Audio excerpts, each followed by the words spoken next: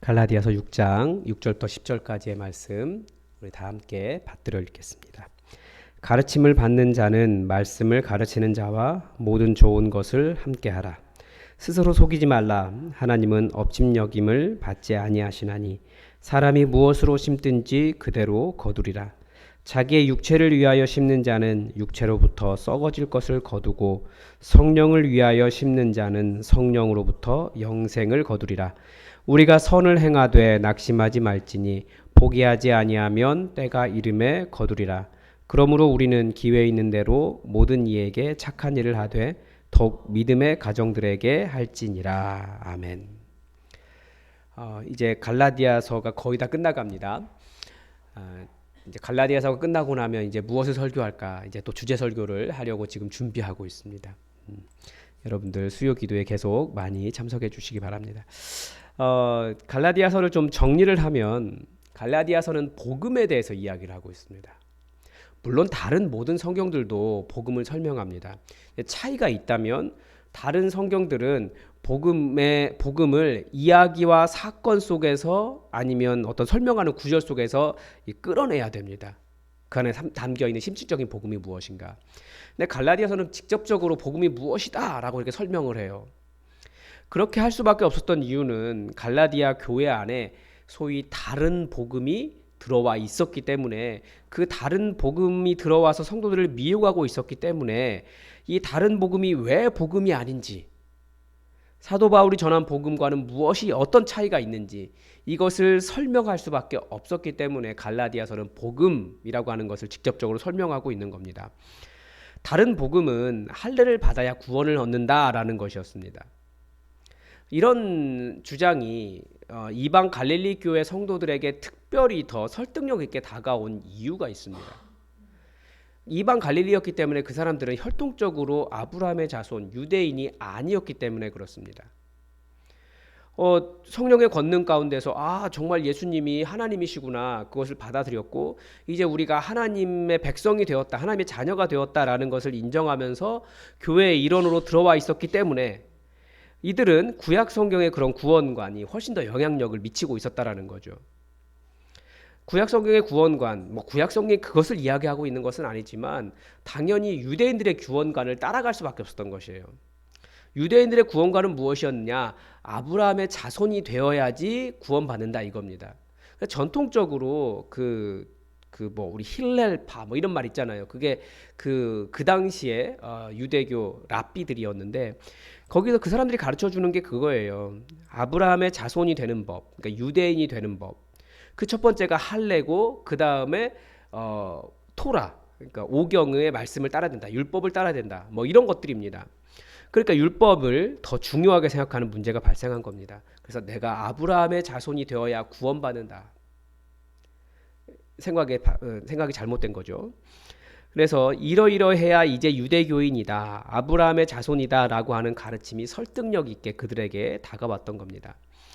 그런데 예수 그리스도를 주인으로 섬기는 이제 그리스도교, 그리스도교는 유대교와는 완전히 다릅니다. 구원관이. 구약 성경의 구원관, 그러니까 히브리인들의 구원관은 우리가 살아가는 중에 어느 날 하나님께서 오셔서 갑자기 하나님의 완전한 통치가 시작된다, 이렇게 이야기해요. 그래서 지금까지도 하나님의 완전한 통치가 이루어지지 않았잖아요. 그들에게는 하나님이 오시지 않은 거예요. 하나님 나라가 성취되지 않은 거예요. 그런데 그래서 그 사이에서 그들에게 중요했던 것은 구원이 보장되는 건 아브라함의 자손이 되어 있는가, 이거였다라는 거예요. 그런데 예수님이 오셨습니다. 막상 예수님이 오셔서 실제 하나님 나라가 이루어졌잖아요. 귀신도 쫓겨나고 질병이 치유되고 사망이 극복되고 예수님이 오셔서 분명히 천국이 시작되었습니다. 그런데 예수님이 한 번 더 기다리라고 하셨어요. 승천하시면서 내가 다시 올 때까지 기다려라. 이게 예수님께서 가르쳐 주신 구원관입니다. 그래서 예수님 다시 오시는 그날, 우리는 예수님 다시 오시는 그날을 기다리는 사람들이에요. 그래서 구원이 무엇이냐? 우리는 구원을 이 땅에서 죽어서 천국 가는 것, 이렇게 생각하고 있는데, 물론 틀린 말은 아니에요. 궁극적으로는 그렇게 되겠지만 구원이라고 하는 것이 무엇이냐? 성경에서 가르쳐주는 것은 예수님 다시 오시는 그날 최후의 심판정이 열릴 거라는 거죠. 모든 사람은 죽은 자와 산 자 누구든지 다 그 예수님의 최후의 심판대 앞에 서게 될 거라는 겁니다. 그 최후의 심판대 앞에서 세부의 심판장은, 재판장은 누구십니까? 예수 그리스도세요. 그때 누구는 이 자리에, 영생의 자리에, 누구는 영벌의 자리에 나누는 이유가 그 근거가 무엇입니까? 딱 하나라는 거예요. 예수 그리스도를 믿느냐. 이 기준 때문에 누군가는 생명을 얻게 되고 누군가는 생명을 얻지 못하게 된다는 거죠. 그러니까 구원에 대한 이해가 굉장히 다양한데 우리의 구원은 언제 이루어지느냐? 그 전까지는 다 똑같아요. 우리 살아가는 게. 단지 주님 알고 있기 때문에 하나님 믿으면서 일어나 걸어라 말씀하시니까 믿음 가지고 열심히 살아갈 뿐이지, 믿는 자나 믿지 않는 자의 삶은 다 똑같습니다. 언제까지? 주님 오시는 그날까지. 단지 주님께서 도우시기 때문에 조금 더 다른 삶을 살아가실 수는 있죠. 힘있게. 성령 충만하기 때문에 우리에게 이미 구원이 확신하다라고 하는 것을 성령님께서 보증으로 가르쳐 주시기 때문에 오셔가지고 우리에게 오셨으니까 그 심판 자리가 있구나를 우리가 알고 또 구원이 확실하다라는 것을 성령님께서 인쳐 주신다라고 이야기하고 있거든요. 그러니까 우리가 구원이라고 하는 말은 정확히 말하면 예수님 다시 오시는 그날, 그때 열리는 재판정에서 너는 죄인이다 라고 정죄당하지 않고 너는 죄가 없어, 너는 무죄야. 왜냐하면 예수님이 모든 너의 죄의 대가를 다 십자가에서 치렀기 때문에 너는 무죄야. 그러니까 영생의 자리로 가 라고 말씀하시는 것이 성경에 가르쳐주는 구원입니다. 그러니까 우리는 어떻게 보면 그날을 기다리는 사람들이에요. 주님 다시 오시는 그날. 그래서 이 최후의 심판 자리에 우리가 생명의 심판을 받을 것을 알고 있기 때문에 이 세상의 악에 흔들리거나 그런 다른 사람들이 가진 어떤 것들을 부러워하거나 마음에 두지 않고 두려움 없이 당당하게 살아가는 겁니다. 왜냐하면 우리는 이미 생명이 있다는 것을 알기 때문에. 생명이 보장되어 있기 때문에 죽을까봐 사탄이 끊임없이 그렇게 우리 흔들거든요. 죽을까봐. 그거에 두려움이 없는 거예요. 우리는 살아있다는 걸 아니까. 그래서 오죽했으면, 다른 농담 인용하는 건데 우리 서로 인사할 때 뭐라고 이야기합니까? 살롬. 우리 그렇게 인사하잖아요. 이 최후 심판 자리에서 무엇이 우리의 구원을 결정하느냐? 내가 얼마나 선한 사람인가? 이런 것이 핵심적인 것이 아니에요. 이 최후 심판 자리에 유죄와 무죄를 나누는 근거 뭐라고요? 오직 예수님께서 십자가에서 내 죄를 다 해결해 주셨기 때문에 예수님의 십자가의 의를 딱 내세울 수 있는가? 이거밖에 없다라는 거예요. 예수님의 십자가 어떻게 내세웁니까? 십자가의 의를. 제가 예수님 열심히 믿었습니다. 이렇게 내세우는 게 아니에요. 그게 뭡니까? 저 죄인 맞습니다. 제가 저를 구원할 수 있는 능력이 없습니다. 제가 아무리 많은 의를 쌓아봤자 그거 하나님의 의에 도달할 수 없습니다. 저의 모든 의는 오직 십자가 위에서 달리신 예수 그리스도이십니다. 이렇게 말하는 게, 고백하는 게, 그게 예수님께 나아가는 거고 예수님의 십자가의 의를 그 최후 심판정에서 고백하는 겁니다. 그 은혜를 의지하고 있는가? 이 문제뿐입니다. 그 심판의 자리에서 제가 율법을 잘 지켰습니다. 성경에 나오는 계명들 다 잘 지켰습니다. 제가 할례를 받았습니다. 제가 어느 교회 교인입니다. 제가 이런 업적이 있습니다. 제가 목사입니다. 저는 집사입니다. 저는 봉사 많이 했습니다. 이런 거 다 뭐라고요? 아무 쓸데없는 자기의라고요. 다 자기 공로예요. 이 자기 공로로 이 최후의 심판 자리에서 의롭다고 인정받을 수 있는 사람은 아무도 없습니다. 왜냐하면 하나님의 은혜는 너무나 높기 때문에 그래요. 인간의 그 작은, 겨우 그 우주에서 보면 먼지들처럼 보이지도 않는 그 인간의 그 몇 가지 의 가지고 그 크신 하나님의 의를 만족시킬 수 있다는 것은 엄청난 교만이에요. 오직 하나님이신 예수 그리스도의 의로만 그 하나님의 의를 만족시킬 수 있는 겁니다. 이 자기의, 자기 공로를 의지하는 사람들은 예수 그리스도라고 하는 새로운 의를 발견하지 못한 사람들인 거죠. 그러니까 자꾸 자기 의를 이야기하는 거예요. 내가 잘했습니다. 저희 직분이 이것입니다. 이런 것 이야기하지만 그게 굉장히 허무하다라는 거예요. 즉 다시 한번 정리하면 이 최후 심판 자리에서 심판장이신 예수님께서 너는 왜 무죄냐? 라고 물으실 때 저 나름대로 이런 일을 듣고 이런 공로가 있습니다. 라고 장황하게 자신의 공로를 주장하는 것은 전혀 무죄의 근거가 될 수 없습니다. 저는 아무 공로 없습니다. 다만 저를 위해 예수님께서 이미 십자가 위에서 제 죄의 대가를 다 치르셨습니다. 그래서 저는 예수님의 것입니다. 이 주장만이 우리를 무죄로 만들어준다는 겁니다. 이 복음을 알기 때문에 우리는 사람이 달라져 있어요. 이게 갈라디아서가 이야기하는 거죠.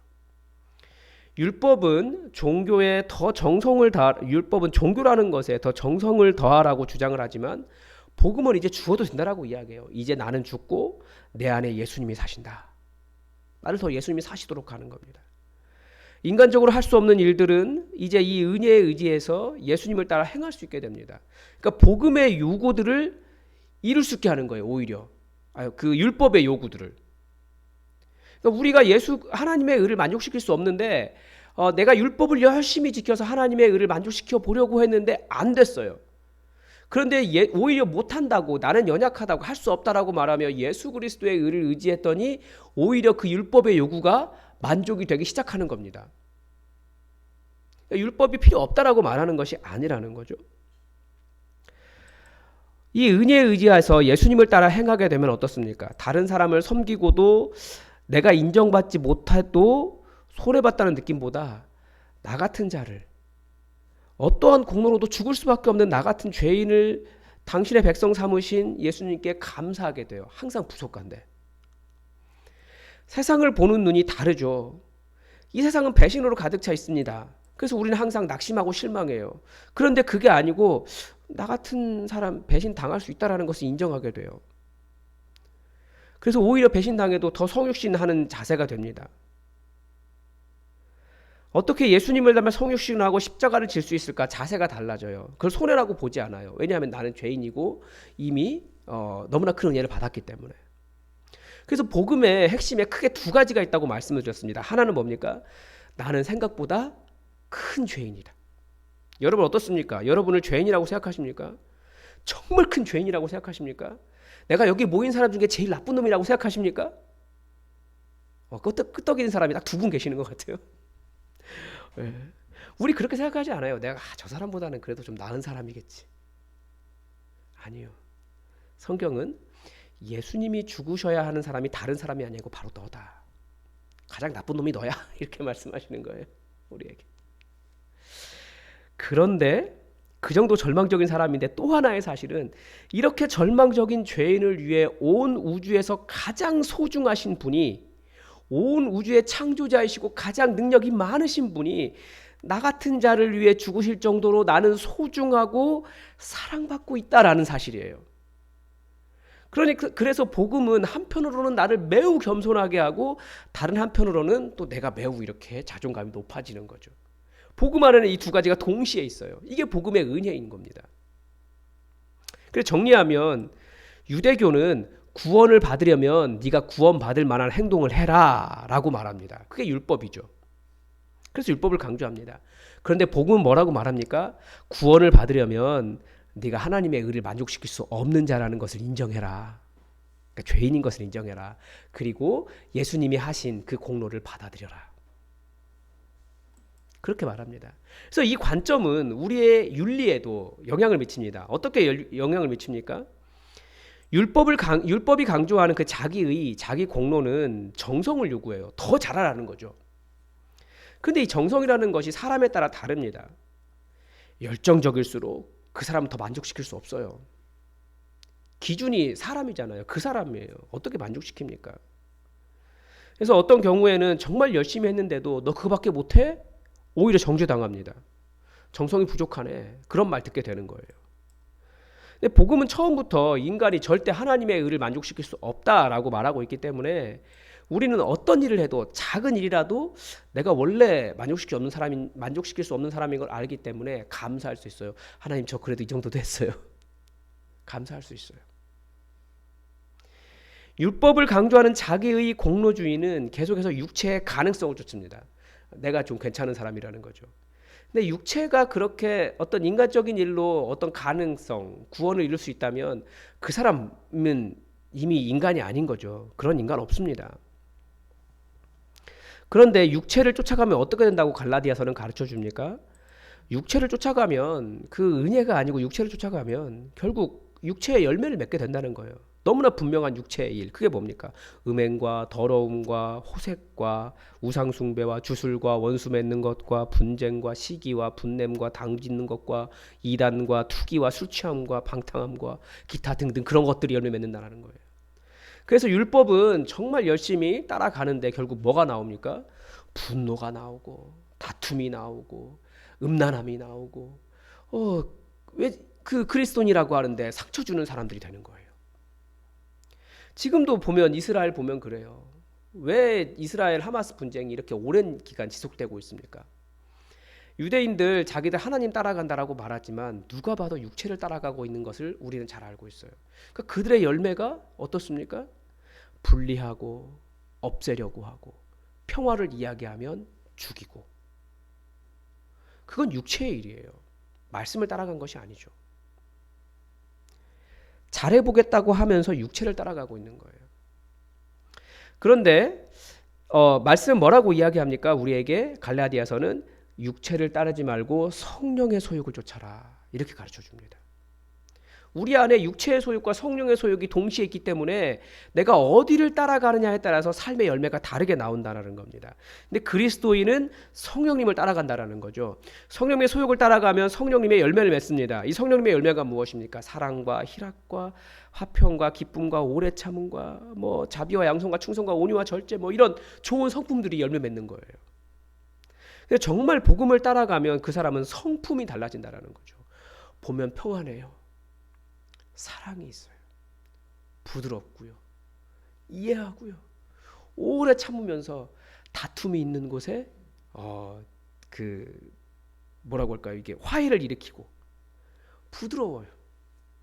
그런 성품이 변한 사람이 만들어진다라고 가르쳐주고 있습니다. 그래서 교회는 사실 일로 접근하는 것이 아니고 성품으로 접근하는 거예요. 그러니까 일 잘하고 못하고 보다는 정말 평안이 맺어지고 있는가. 이게 더 중요하다라는 거죠. 지금까지 갈라디아서가 바로 이 이야기 해온 겁니다. 그러면서 마지막으로 한 말이 뭐냐면 우리가 예수 그리스도의 계명을 이루어야 되지 않겠느냐. 예수 그리스도의 율법을 이루어야 되지 않겠느냐. 그게 무엇이냐. 이웃을 사랑하는 것이 예수 그리스도의 율법이다. 어떻게 이룰 수 있느냐. 서로 짐을 지어라. 자기도 자기 짐을 지고 내가 남의 짐도 져줄 수 있으면 그 짐도 같이 져라. 그 짐을 져주는 것, 이웃의 짐을 져주는 것이 갈라디아서가 이야기하는 예수 그리스도의 계명을 이루는 방법입니다.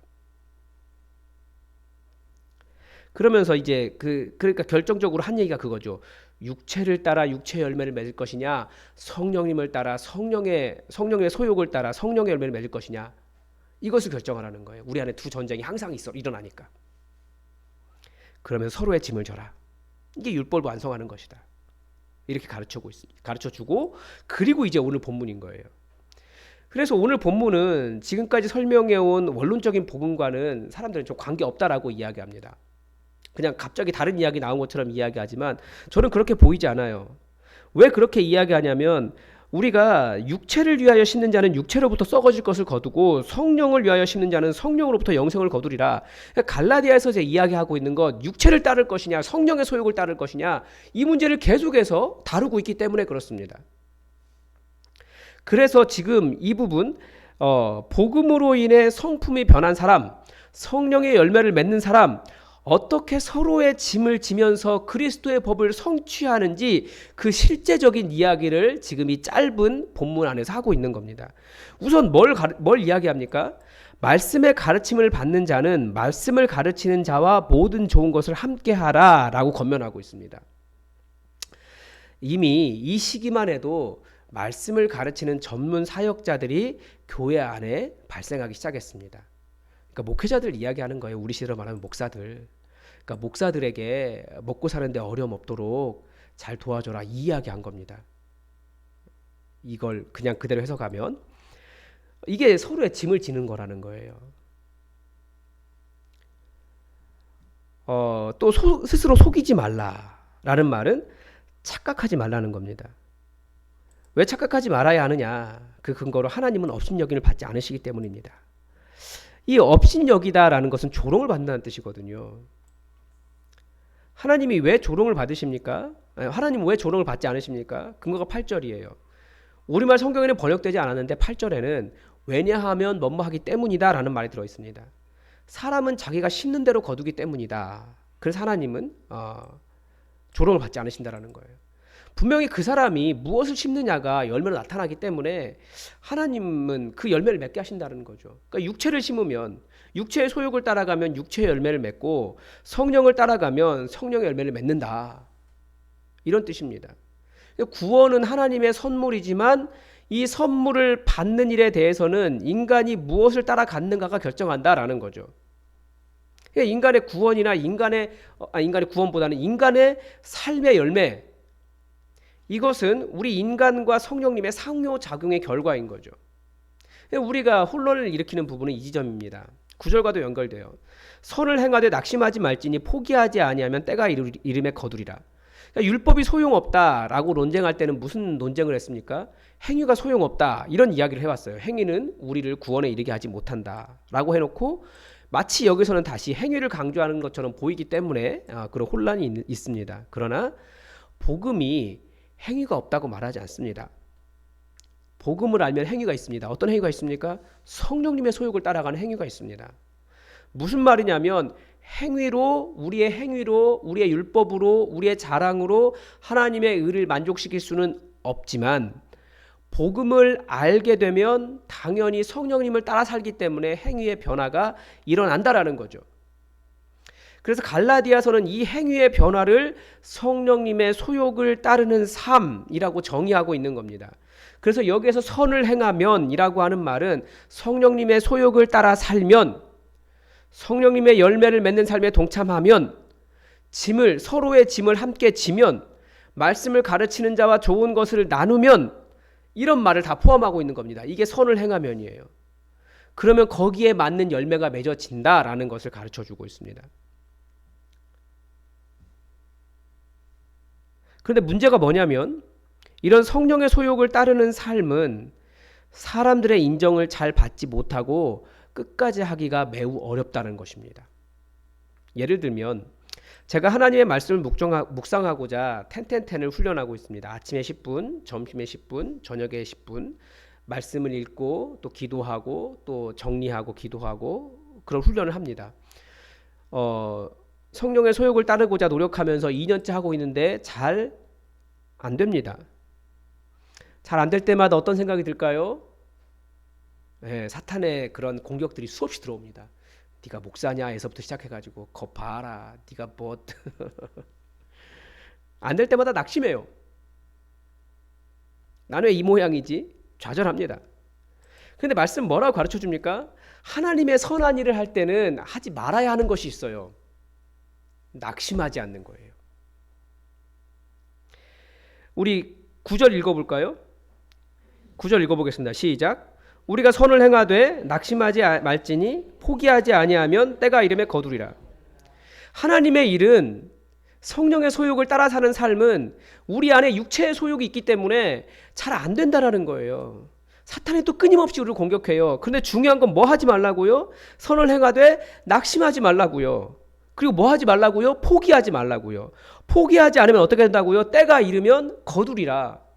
우리가 하나님의 일, 복음을 전하는 일, 낙심하고 포기하는 게 제일 나쁜 일이라는 거예요. 그럼 열매를 맺을 수가 없어요. 청년부 사역도 그렇습니다. 해보니까 더 그렇습니다. 이 시대의 청년들을 모으는 일, 맨 처음에 청년들 딱 마주 대었을 때 예전에 중이 만나는 것 같은 느낌이었어요. 달라요. 그래도 할 수 있는 것을 하면서 노력하고 있습니다. 지난주에는 많이 안 왔어요. 마음에 뭐가 들까요? 낙심이 찾아옵니다. 포기하고 싶은 생각이 들어요. 그때 뭐 하라고요? 말씀은 포기하지 말아라. 낙심하지 말아라. 선을 행하면, 낙심하지 않고 포기하지 않고 끝까지 가면 때가 이르면 거둔다. 우리 교회의 부흥도 마찬가지입니다. 다 똑같은 거예요. 인간은 낙심하기가 더 쉬워요. 포기하고 싶을 때가 더 많아요. 이 열매를 거두는 시점을 티핑 포인트라고 합니다. 그냥 오지 않습니다. 목회자가 보는 이 티핑 포인트가 있습니다. 쌓이지 않았어요. 우리 교회는 아직 멀었어요. 이 티핑 포인트를 지치지 않고 낙심하지 않고 끝까지 행해야 하는 선에 대해서 우리가 끝까지 가지 않으면 이루어지지 않는 거예요.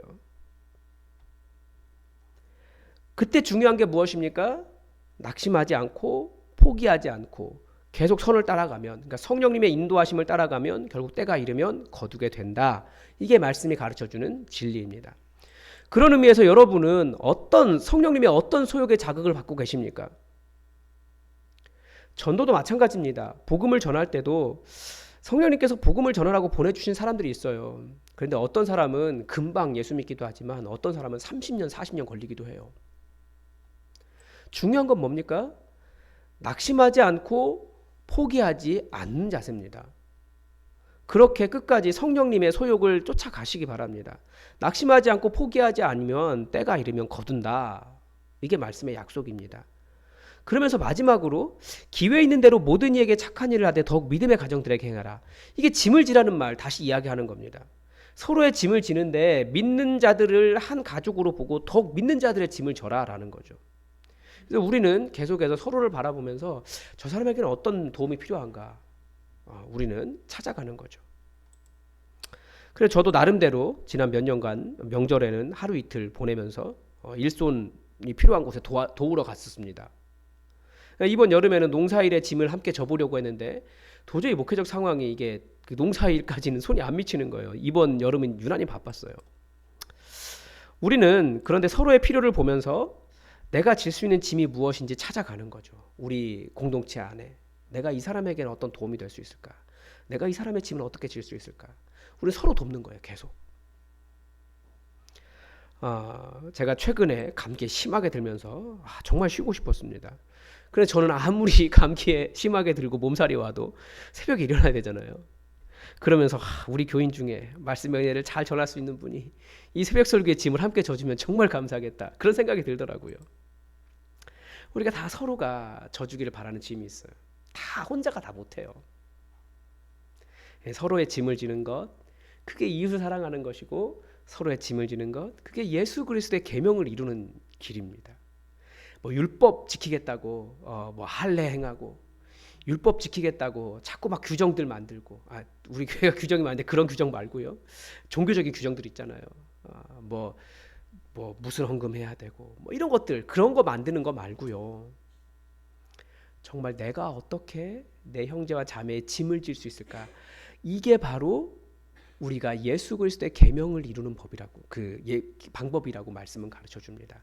그래서 낙심하지 말고 끝까지 선을 행하고 성령님의 소욕 따라가면서 진짜 복음의 의를 이루는 예수 그리스도의 의를 이루시기 바랍니다. 여러분 선을 행하되 낙심하지 말아라. 포기하지 않으면 때가 이르면 열매를 거둔다라는 하는 말씀 기억하시면서 기회 있는 대로 계속해서 서로의 짐을 져서 아름다운 그리스도의 법을 이루는 우리의 삶이 되었으면 좋겠습니다. 우리 함께 잠깐 다시 한번 우리 찬양합시다. 예품 175번 찬양하면서 하나님 정말 우리가 175번입니다. 이 세상을 살아가는 동안에 육신의 소욕이 아니라 성령님의 소욕을 따라가고 그래서 내 안에 또 우리 주변에 예수 그리스도의 법이 성취되고 그래서 온전한 하나님 나라가 우리를 통해 펼쳐지도록 열리도록 우리 함께 기도하는 마음으로 찬양하겠습니다.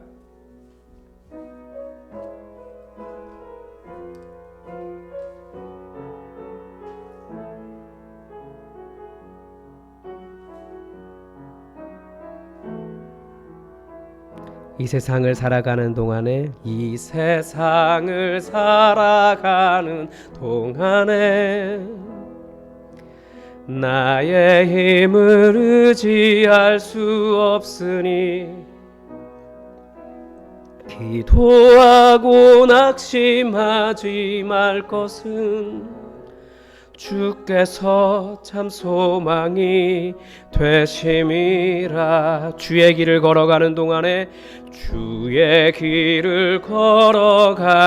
동안에 세상에 거두지할 수 없으니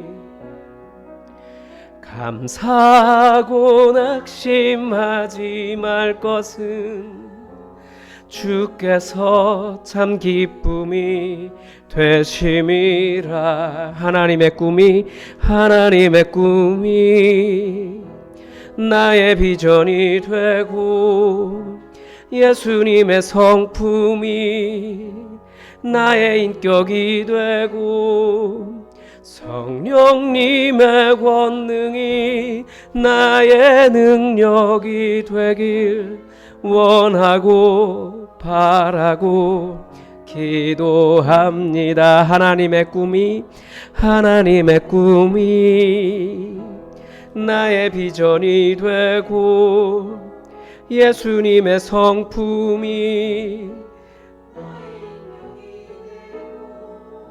성령님의 권능이 나의 능력이 되길 원하고 바라고 기도합니다. 우리 함께 기도합시다. 우리 안에는 육체의 소욕과 성령님의 소욕이 계속 일어나는 전쟁터와 같습니다. 우리가 성령님의 소욕을 제대로 따라가는 삶이 되게 해달라고 기도합시다. 이건 꼭 하나님과 관계된 그런 부분뿐만 아니라 우리는 이 땅을 하나님 나라를 만들기 위해 살아가고 있기 때문에 여러분의 직업과 여러분의 가정과 여러분이 하는 모든 일과 다 관계 있습니다. 우리 안에 성령님의 소욕을 제대로 따라가서 낙심하지 않고 포기하지 않고 끝까지 성령님의 열매를 맺어가는 그런 삶이 되게 해달라고 기도합시다. 또 특별히 우리가 어떻게 서로의 짐을 질 수 있을지, 서로의 필요를 볼 수 있는 눈도 허락해 주셔서 함께 서로의 짐을 지며 아름다운 하나님 나라 만들어갈 수 있게 해달라고, 우리를 통해서 예수 그리스도가 이 땅에 드러날 수 있게 해달라고 우리 다 함께 기도합시다. 기도하겠습니다. 하나님 아버지, 갈라디아서 정리하면서 복음이 무엇인지 다시 한번 깨닫습니다. 나 같은 죄인 부르셔서 하나님의 자녀 삼으시고 하나님의 놀라운 역사를 기획하시고 하나님 나라를 이룰 수 있도록 우리를 불러주셨습니다. 하나님, 내가 나의 공로를 의지하는 자가 아니라 정말 끝까지 나를 구원하신 예수 그리스도의 공로를 의지하는 자가 되게 도와주시고 나의 의가 아니라 오직 주님의 공로 따라가는 삶 되게 하여 주시옵소서.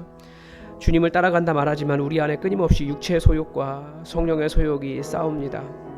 엄청나게 싸웁니다.